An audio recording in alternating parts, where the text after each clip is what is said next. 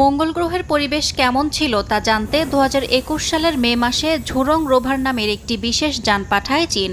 এবার সেই রোভার থেকে পাওয়া তথ্য বিশ্লেষণ করে চীনা গবেষকদের দাবি, মঙ্গল গ্রহে প্রাচীন মহাসাগরের অস্তিত্বের প্রমাণ মিলেছে।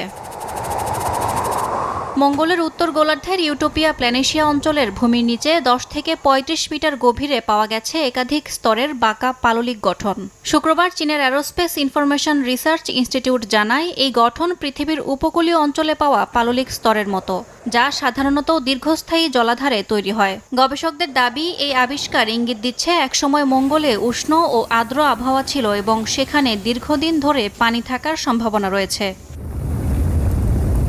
সমুদ্র থাকার কারণে মঙ্গল গ্রহে প্রাণ ধারণের উপযোগী পরিবেশ ছিল বলে ধারণা করছেন বিজ্ঞানীরা। ঝুরং রোভারটি ২০২০ সালে মঙ্গলের উদ্দেশ্যে পাঠানো হয়। ২০২১ থেকে ২০২২ সাল পর্যন্ত ইউটোপিয়া প্ল্যানেশিয়া নামের একটি এলাকায় অবস্থান করে তথ্য সংগ্রহ করে রোভারটি। ইয়াসমিন অনন্যা, সময় সংবাদ।